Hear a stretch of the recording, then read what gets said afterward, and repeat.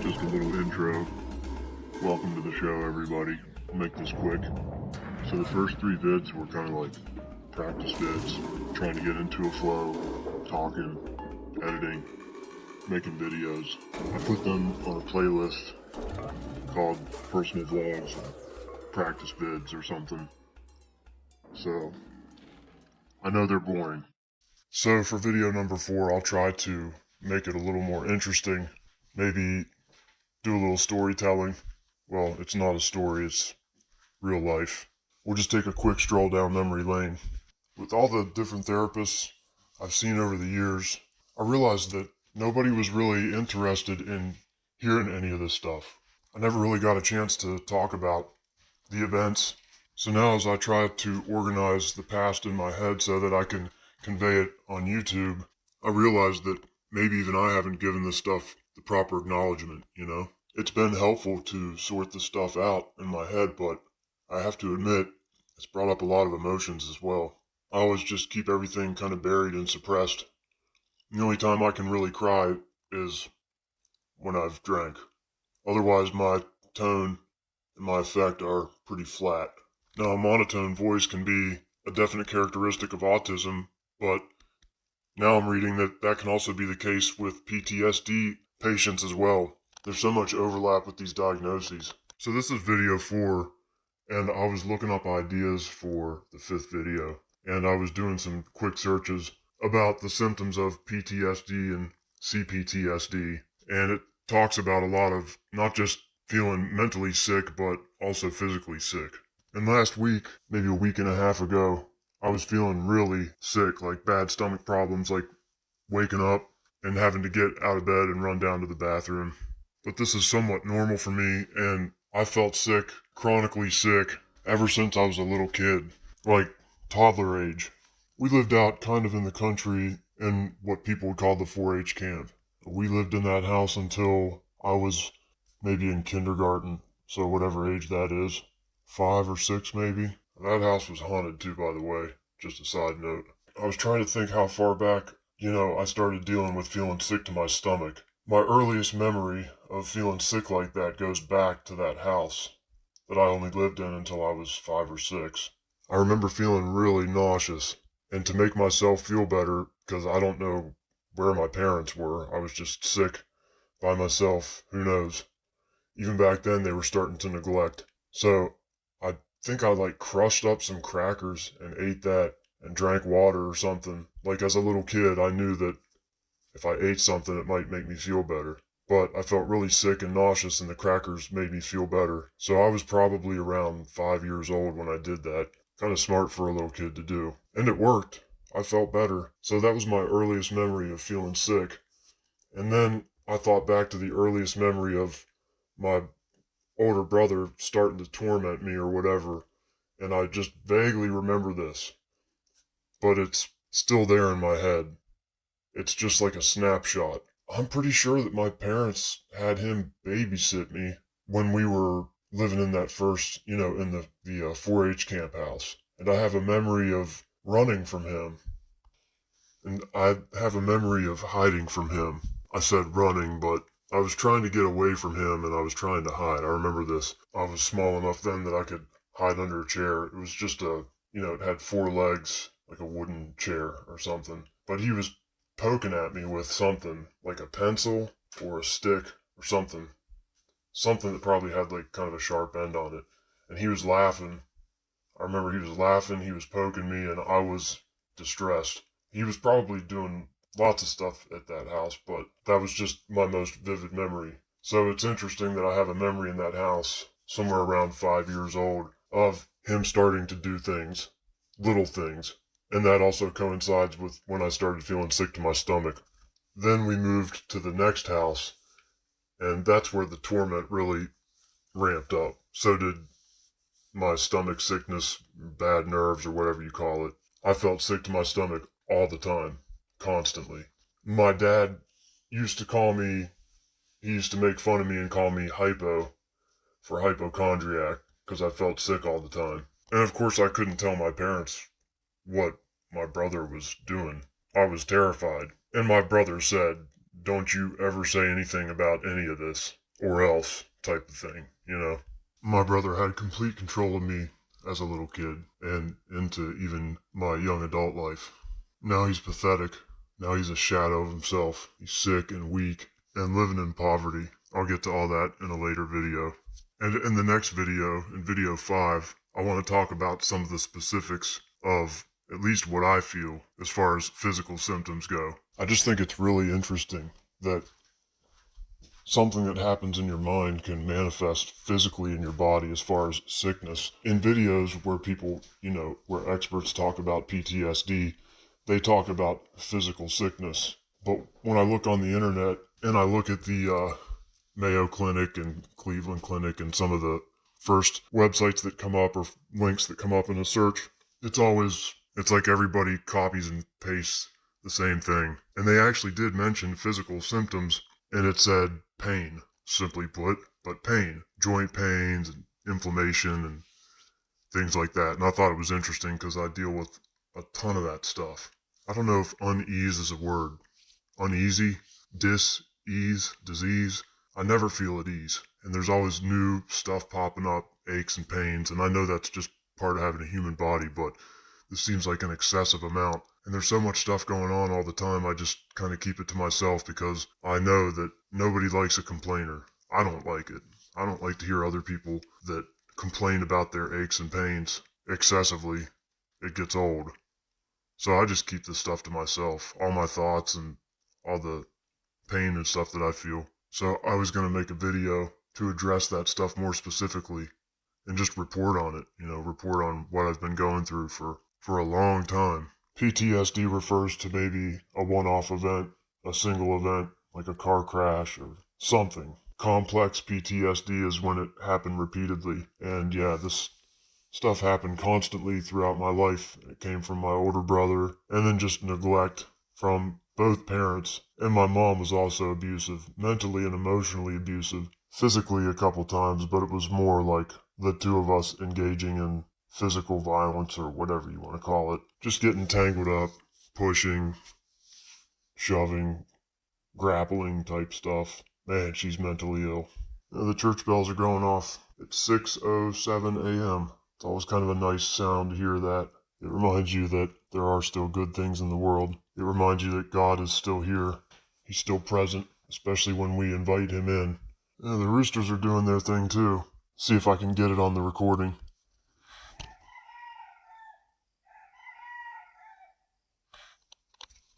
There you go. It's faint, but you can hear it. So for this video, since I'm gonna recall the events, I want to know what you guys think. Have you guys been through stuff like this? I look at the PTSD criteria and it describes me and my symptoms to a T. But then there's the autism stuff too. And there's a lot of overlap between autism and PTSD. I want to know what you guys think. So I'm going to make a playlist called Diagnose Me. That's actually what I was going to name the channel, but then I thought it might misrepresent what the channel was about. Like people would go to the channel to get their own diagnosis. But I'd also, some of the experts that are on YouTube, if they ever come across this video, I'd love to know what their input is. I've never really been able to share this stuff with the doctors, with the therapists, and I find that suspicious. I feel like I never got a really clear-cut answer, and they basically just said that it doesn't matter what you've been through, all the diagnoses require the same kinds of therapy, and I didn't like that. It's like, oh, don't worry about the diagnosis.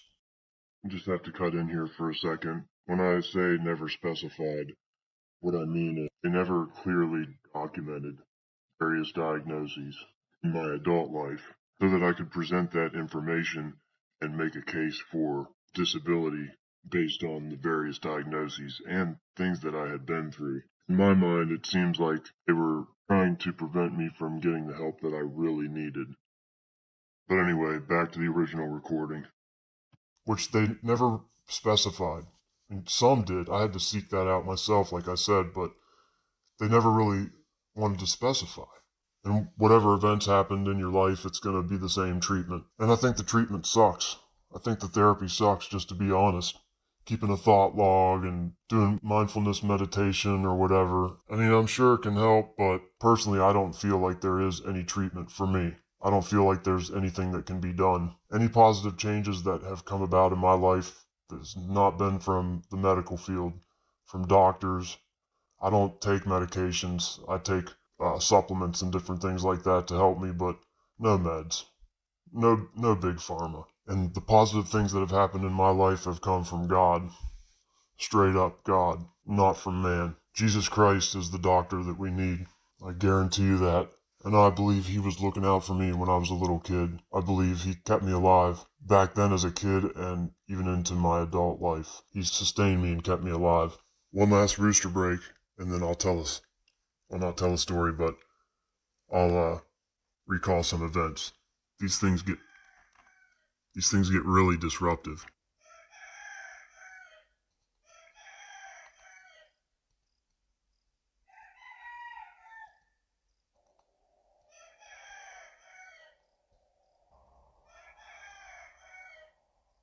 Of course, now they're quiet when I go to record them. So the new house, as I call it, not the first house at the 4-H camp. The one we moved into after that, that's the house I grew up in. And it was on a lake.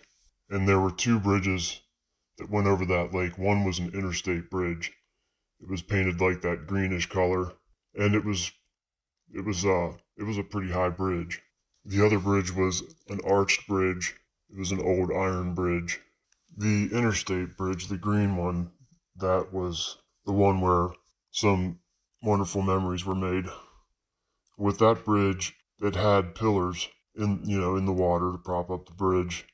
And on one side, they were really short, and they increasingly got taller as it went to the other side of the lake. People used to hang out underneath the bridge, and this thing had what's called a catwalk underneath of it too. I have multiple stories about the bridge. I guess I could just tell them all at once. So from the pillars, there was a ladder, not a ladder, but it was whatever. It went up to these catwalks. I guess it was like maintenance access for people to get up there. So kids, teenagers, whatever, they used to jump off that bridge at various points. People that were really daring, they jumped all the way from the top, which is pretty crazy. But there were arches underneath, and people used to jump off the arches a lot. It's kind of dangerous because the water wasn't very deep there. We had a depth gauge on a boat, and we were right in the spot where everybody would jump, and I think it was only like 10, 15 feet. I used to tag along with my older brother and his friends, and they would jump off, and they made me jump off. And I say made me because I was a gullible little kid, and I didn't realize that I didn't have to go with them or tag along. That's just what I did. That's just what you do. Go with the older brother. Once you're out, you can't really go back. You can't turn back. That's a long distance for a little kid. When I say little kid, I'm saying like anywhere from 7 to 8 to 9 years old probably. So I didn't really know that I had any other options. When they made me come along, I would have been scared to walk back by myself, so I stayed with them. So whatever they made me do is what I did. One of the big reasons for venturing out is that there was a resort slash hotel golf course, and it had various cigarette vending machines. So my older brother would go with his friends, and they would go get cigarettes. And that's how I was introduced to cigarettes at such an early age. My brother introduced me to cigarettes, like I said. I must have been first, second grade. I don't know how old you are, like 7, 8, I don't know. He introduced me to pot, if it was even pot at that time. But I think, in first grade. First or second. I don't really care for pot. I had seasons with it, especially when I was younger as a kid. It could also trigger really bad panic attacks, really bad. It just doesn't settle well with me. I'd rather drink a few beers than smoke, you know. But I smoke cigarettes still, like, bad. It's like I can't let go of the past or something, and I need to. And I'm feeling that a lot more as I get close to 50. Like, I'm not a little kid anymore. It's time to grow up, time to quit, time to start taking care of myself and loving myself and being appreciative for the health that I still have instead of being self-destructive. But anyway, we were probably coming back from getting cigarettes or something, and they wanted to go out to that low pillar, and the temperature was warm, but the lake water was still cold. It may have been March or April or something. So they would climb up onto the beams from where the bridge kind of met up with the ground, and they walked the beams out, which is pretty ballsy. I mean, they were teenagers, but still, my balance has always been bad. Like if I'm on a bike or something, it's all right, but I don't trust my balance. My equilibrium is kind of messed up.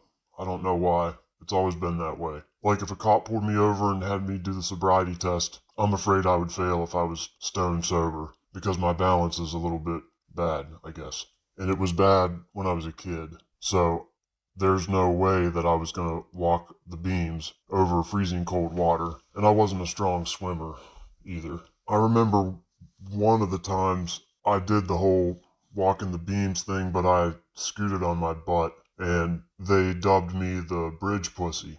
Yeah, they all made fun of me for that, but it really was smart because I would have fallen off because of my balance issues. But that was a different time. On this particular day, like I said, it was warm, but the water was cold, and they walked the beams, and I knew I couldn't do that, and so stupid, I could have just walked home, but as a little kid, I didn't realize that. So I opted to swim, and I've never been a fan of cold water. I'm a pretty skinny dude, so I don't have a lot of insulation, and I can't stand cold water. But with that said, you know how if you get in incrementally and let your body get used to it, then it's fine. It feels not warm, but it's not uncomfortable. And on this day, I tried to do that. I start to walk into the water, and they're up on the beams walking over to that low pillar. So I was trying to catch up or trying to, keep up with them. And I get about waist deep, and it was cold. Then I just went the rest of the way in and started swimming, and it was really cold.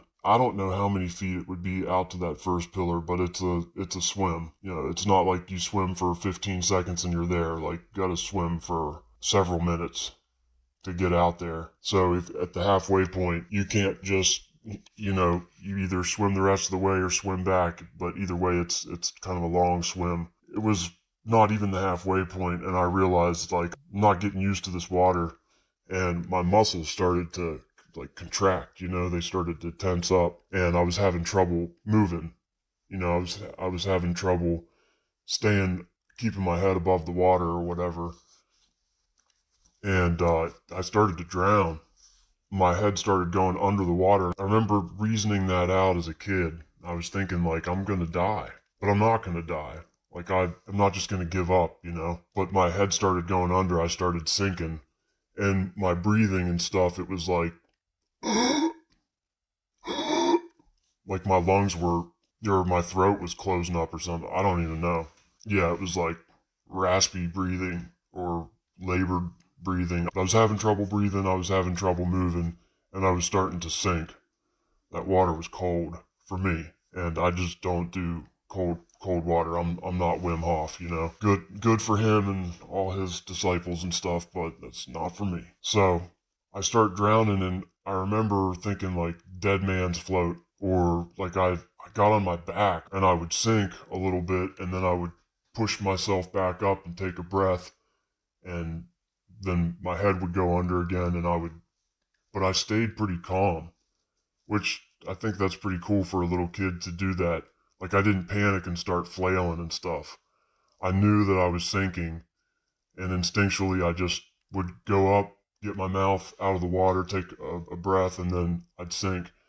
And I kept doing that in kind of like a wedge pattern, like up and then over towards the pillar, and I made it there. And it's interesting because no one jumped in to save me. So They dubbed me the bridge pussy, but I didn't see any of them getting in to help. No one jumped in. They just sat there and watched me. So there was a rope that was tied to this ladder thing that went up to the catwalk, and it draped down over the pillar so you could grab onto it and like climb up this low pillar. There were maybe 3 or 4 knots in it, you know? And I made it to the pillar, but actually I don't think I had the strength to climb up that rope. I just put my hand up, and they did grab my hands from the pillar, but they definitely didn't jump in to try and save me. So they grabbed my hand, and the pillar was concrete, and it was rough finished concrete. It wasn't smooth. And they just dragged me up, dragged me up this concrete pillar like my stomach was dragging against it because I didn't have any strength. And then they got me up there, and I was like freezing cold, shaking, shivering, breathing heavy, crying, of course. I almost died. And my older brother just laughed. He thought it was funny. That's what he would always do. He would just laugh at everything, like I was just a big joke all the time. I mean, this is psychopathic behavior, but he had cigarettes, and they had walked the beam, so they didn't swim, so they had dry cigarettes. I'm having trouble breathing, and he gives me a cigarette and puts it in my mouth and like lights it up. He's like, "Here, smoke a cigarette, you'll feel better." So you give a cigarette to somebody that can't breathe. That's how disconnected and out of touch he was, and psychopathic. I remember a familiar feeling or thought that I would have on outings like this is just, I just want to get home. I just want to be home and just be safe. And I would be so thankful to get home. I feared for my life many, many times as a kid. As a kid, this felt like life and death situations, but in this case, it was a life or death situation. I almost died that day for sure. God definitely got me through that one, no doubt about it. I think my older brother and his friends, they were like, damn, they were freaked out. And my older brother just thought it was funny. I kind of think if something had happened to me, he probably would have just made up a story and made it a story where there's nothing he could have done, and then just not cared and convinced himself of whatever lie he would tell everyone else, and just, that would have been the end of me. He definitely didn't care about my life. I mean, I think he wanted me to die. And I think he was also a coward. We were out on a boat, and actually, my older brother had a girlfriend, and I think he was cheating on the girlfriend with the girlfriend's sister. He took her out on the boat. It was me and my little brother, and I saved my little brother's life this day. We were down at the deep part of the lake where the dam was, and my little brother would do this thing. I saved him a couple different times, but he would just jump in the water. No life vest or anything. He would just jump in, thinking he could swim. And yeah, he jumped in that day, and my brother was just like, "Jump in there and get him, hurry up." I jumped in and grabbed him. His head was a couple feet under. He just started sinking like a stone, and I jumped in and I grabbed him. But if he would have sunk at that point in the lake, I think it was a couple 100 feet deep, so he would have drowned quickly. So I saved him that day. And then he did it in a pool too.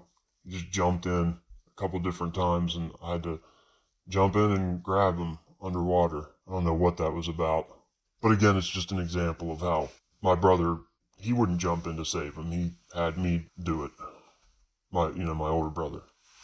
There's one other story that's worth mentioning about another bridge memory where it was just me and my older brother. And I believe he knew what he was doing. He enjoyed taking me to the bridge because he knew I was really scared. We got dropped off from someone's boat at the pillar, which there was a community dock, so we probably could have just gotten dropped off at the dock. I think my older brother wanted to do this to me. So he had the person take us to the pillar, dropped us off there, and on this day, my older brother was like, "You're going to have to climb up that ladder and walk the catwalk over to the tall pillar." He said, "Over there on that pillar, there's a slide where you can slide down." And that's how he kind of convinced me, like, "Oh, get the scary part over with, get the hard part over with. You'll have a little bit of fun when you get to the other side."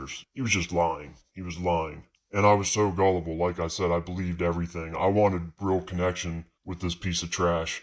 I wanted to be friends. I wanted a connection, and like I still do with people, And most people don't want connection, I found out. They want to use you, or they have an agenda. They're just deceitful and dishonest. People don't want to connect, which is unfortunate because I do, but it's still part of my personality.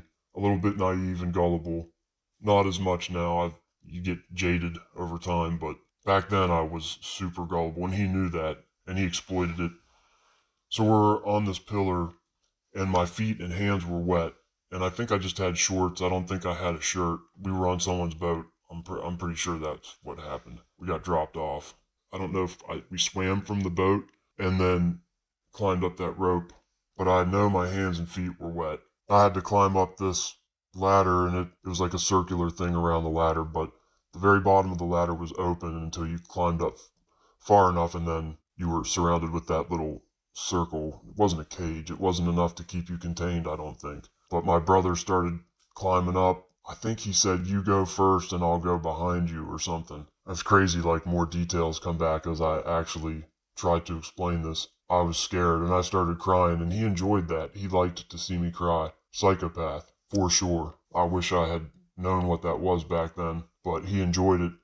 And I started climbing with wet hands and feet, and I must have been, again, I want to say anywhere from 7, 8, or 9 when this happened. I would say 7 or 8. I started climbing, and wet hands on metal, painted metal.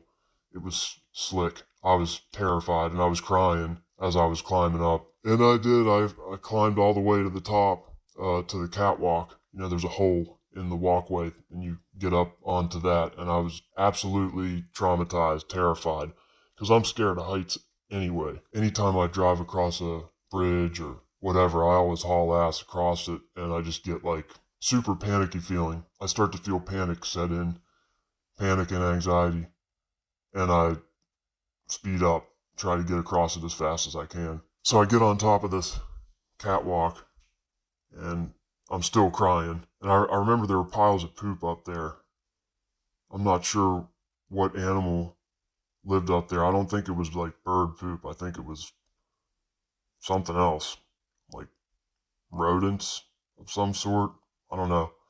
But there were multiple piles of crap up there, and we walked all the way across, and then I had to climb down another ladder to that tall pillar. The climb up was bad enough. Walking across that little, catwalk thing was terrifying. Then climb down the ladder onto this pillar, and once we're there, my brother, I remember this, he was like, "Give me a hug." And he always just had this insincere, joking, everything was a joke, everything was funny. And he kept saying, "It's all right, give me a hug." And I hugged him and stuff. And then he did it, I think he had me hug him a couple times. And then he said, "Well, I lied, there's no slide." He said, "You're going to have to jump." He said, "I lied about the slide." He was like, "I was going to have you hug me and then just throw you off real quick. You're just going to have to jump." And the pillars were flared out a little bit at the bottom, So when you jumped, you had to make sure you cleared that.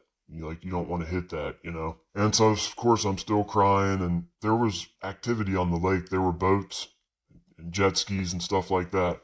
We jumped, and then I had to swim from that pillar, the tall pillar, over to shore, which again was long. It was a long swim, especially for a little kid. But even now, I wouldn't want to swim that. And there were boats like going fast, so we had to swim across the lake where boats and jet skis were going across, and you can't see someone that's swimming in the water like that if you're in a boat going fast. There's like driftwood and different things that can stick out in the lake, objects, and someone's head isn't gonna be very visible. We swam it, and I was again terrified, and I just imagined a boat running me over as we were trying to swim across.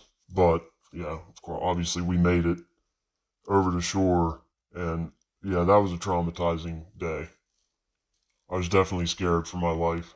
I was so incredibly grateful and thankful to be home, even though my parents were really nowhere to be found. They were off doing whatever. My dad was working, and my mom was doing whatever the hell she did. Not paying attention to us, that's for sure. She was on the phone a lot. She liked to gossip and talk on the phone and have therapy sessions with people and gossip, and My parents just assumed I was in good hands. Oh, he's with his older brother, always with the older brother. My older brother smothered me until he got a girlfriend, and then he just wrote me off. It was like 1 minute he's hovering over me, and then the next minute he's just gone. He just discarded me. I was like his little play toy, his little sidekick. I was definitely like an object. I was there for his entertainment. So that's just a little stroll down memory lane about one of many, many things. I can maybe throw out a story here and there, but that's just one of them. But there were always things like this happening all the time where I was actually, my life really was in danger, or it at least felt that way, just being put in situations where you would fear for your life on a regular basis. And that seemed to correlate with the stomach issues getting worse. I remember I would sleep on my parents' floor rather than sleep in my bedroom because I felt so sick all the time. And I started to develop the shakes too. My hands still shake terribly bad to this day. Like you'd think it's early Parkinson's or something. My hands get really unsteady and shaky. But now that I think back on it, that stuff developed as I was a kid. The sickness, the stomach sickness, and hand shaking. I remember that I had a crush on this girl, an unhealthy crush. She became an object of, she was like, an obsession or something because that was an escape from reality. I was very awkward around her, and I remember back, this is as a kid, but I remember my hand shaking so bad, and it was embarrassing because I'd be interacting with her and she noticed. That's like weakness. It looks like weakness. And I remember being embarrassed as a kid. And I remember my dad kind of making fun of me, telling me, like you need to relax. And I had no idea. I wouldn't make those connections that I was feeling sick and getting the shakes and all that from all this traumatic stuff. It was just normal to me. I thought everybody went through this kind of stuff. It's not until I started to get older and become an adult that I realized how wrong all this stuff was. And I've been living with these symptoms all my life, all this sickness. And then I see in the description or the symptoms for physical symptoms, it talks about fatigue and being tired, fatigue and the body pains and irritable bowel syndrome. That was another issue. And it makes it hard to function in society when you feel exhausted and when you're having bathroom issues and stuff. And you continue to grow from a kid having experienced this stuff, and you just become scared of the world, scared of people, being made fun of all the time, being criticized for your weaknesses, which were caused by the people that criticize you. And the symptoms, I haven't gotten any relief from the symptoms other than stuff that I've sought out later in my adult life, more in the recent past, changing the way that I eat, because I think a lot of the food in the American diet is making us sick. So tweaking the diet and certain supplements, which I can get into that in different videos because that might help other people that are struggling with PTSD symptoms. But I definitely felt hopeless as a kid because my parents didn't know. There's no way I could tell them I had Stockholm syndrome for my brother. No one could help me. I was trying to help him and look out for him and keep him from getting in trouble. I went everywhere with my older brother at that time, and he tormented me as much as he could. So now, later in life, the symptoms have just gotten worse, not better, and I'm not convinced that a pill is going to fix the issue. An antidepressant or whatever the BS the doctors are going to prescribe. They've got their one-size-fits-all approach to treating everybody. Here, take this antidepressant. Yeah, do this therapy. And nah, not for me. And I wonder if any of you out there feel like you're beyond repair or beyond help. And I know that therapists will say that if you feel like you're beyond repair, you're not. Help's available. There is hope. They say all these things, and that's great, but you're not me. I know myself better than you know me. I know what I go through every day and what I feel, how sick I feel, like my head hurts. My sleep, the insomnia, that was another symptom on the list for PTSD. Yeah, my sleep schedule is just completely out of whack, all over the place. If I don't get enough sleep, I feel almost sick. And eating, it's like I'm hungry and I feel sick, where I eat too much and that makes me feel sick. And I just feel like there's this haze over my brain all the time, just kind of a hazy feeling and fatigue, sick, body aches, stomach upset, nausea, and, there's a stomach-brain connection for sure in the body, and I feel that. My brain is full of fearful thoughts, fear of dying, feeling like I'm doomed. There was another PTSD symptom. It was feeling like you're in a movie, and I remember telling my friends in school that this doesn't feel real. It feels like you're in a dream, and then I come to find out that's one of the symptoms of PTSD. And I was telling my friends in school that from the time I was young, probably like third or fourth grade, I don't know, fifth grade. Everything seemed unreal, or it seemed like a movie. I felt like I was in a dream. And I think that's why when the Matrix movie came out, I was like, whoa.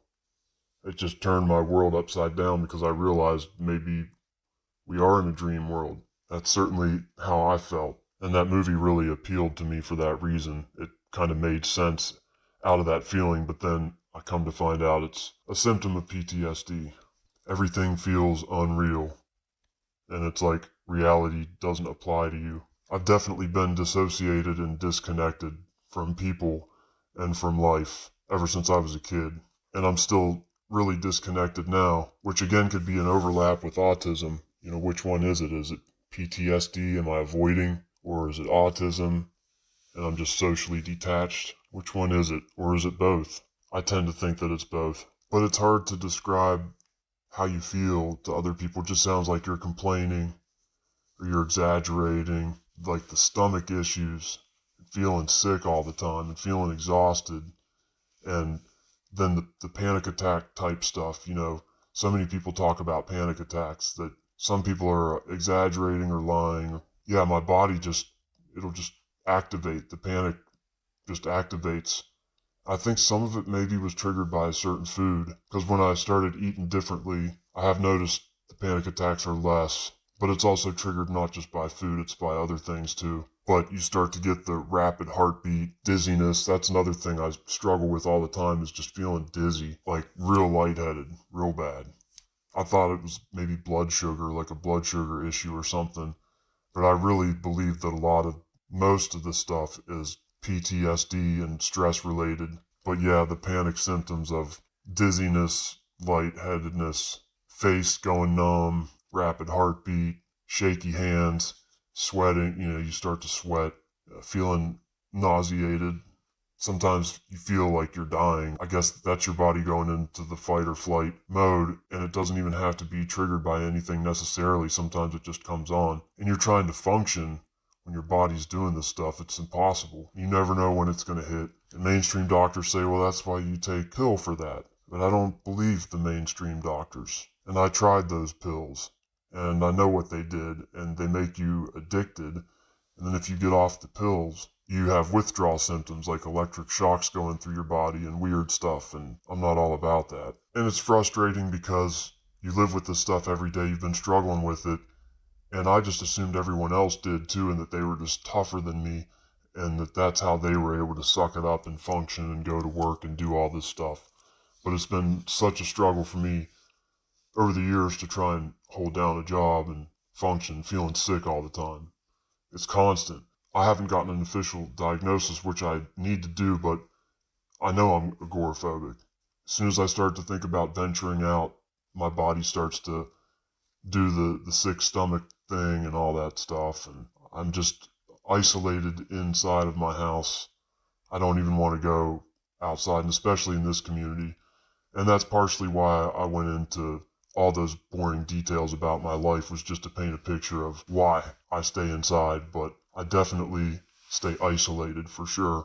It's a safety thing, and a lot of it is just avoiding the people. If there were no people around, I'd leave my doors open. If I knew there were no people anywhere, I would walk outside. I would be outside more, but I do hate the bugs. I can't stand the bugs. But it's not that I'm afraid to go outside. I don't want to deal with people's BS. So there's always bad energy. And I think when you've gone through traumatic stuff as a kid and you developed from all that traumatic stuff, I think your senses are much keener and you can pick up on bad energy and dangerous situations and things like that. So I generally try to avoid it. I don't go to any public places unless I have to, like a grocery store or hardware store.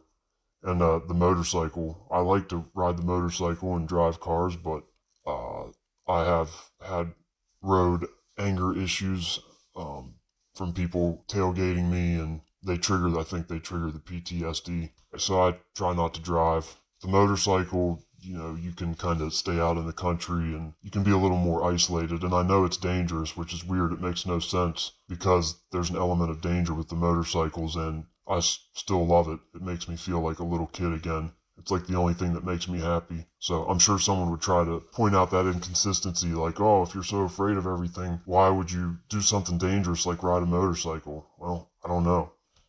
I don't have the answer for that. But I think that it is therapeutic for people that have PTSD. I don't think I'm alone in that. You get on two wheels and you got the throttle in your right hand and you kind of feel like you're flying. It's very free, pretty amazing. We were all on two wheels as kids. Makes you feel like a kid again. All I know is the things that have improved have been due to my own journey, like tweaking the diet or various supplements, but the doctors don't care. They're getting paid and they're going through the motions, and I think we all know that Big Pharma is not our friend. They want us addicted. And I don't want to take that route for myself. In some ways I have improved, but it's still so bad, the avoidance stuff and the still feeling sick a lot and the fatigue, and nobody understands that. And it's very frustrating because I feel very judged by the outside world and they don't know what I've been through. So they see me inside, they think I'm lazy, they judge me. I know they talk behind my back here in this community. They think I'm lazy, but I'm always working. I'm always working on stuff inside and sometimes outside as well. I've worked for 10 years on the house next door. Like I said, built that fence and pretty much renovated the house. So I'm not lazy, but when I'm not feeling good, I'm like down for the count, like I'm wiped out. Others perceive that as laziness, and it's really frustrating and it hurts because I know that I'm debilitated when I'm feeling that way. I think if anyone felt like this, they would also be down for the count. But everyone's wired up different. I do have bad nerves. Maybe I was prone to that without any traumatic stuff. Maybe I still would have been a nervous person. So maybe I'm predisposed to it, but then again, I don't know. You wonder, would you have been a totally different person? How would I have turned out if I'd been brought up in a non-narcissistic, non-psychopathic family where your family actually cared about you and paid attention to your needs and didn't put you in traumatic situations? I wonder how I would have turned out. Would I have still been the same? It never gets better. It's not enough improvement, not enough relief to be able to function.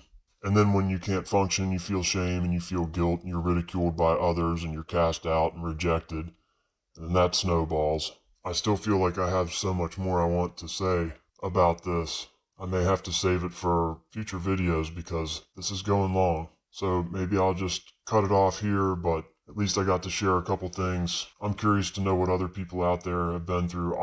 And again, I always have to say, I know I haven't been through the worst. I know there are a lot of people that have had it way worse than me, but like those stories I told you, definitely not something that a 8-year-old kid should have to be put through. And it was enough of a situation to make me feel like I was going to die back then. And I still feel like that feeling of doom, and I feel like I'm going to die. I really didn't even get to talk about the whole mortality and fear of dying thing, but I felt like it was more important to recall something to share rather than just talking about the current circumstances in my life, because I doubt anybody's going to be interested in that. And I sound self-important, like I'm talking about this stuff as if anyone would want to listen, but it was more just maybe for myself to get some practice, come up with a flow and a system for making videos. So I just talked about, obviously, the first thing that I can think of, the easiest thing to speak on. But a story like this, people would be interested to hear about it. So I thought I would focus on that in this video.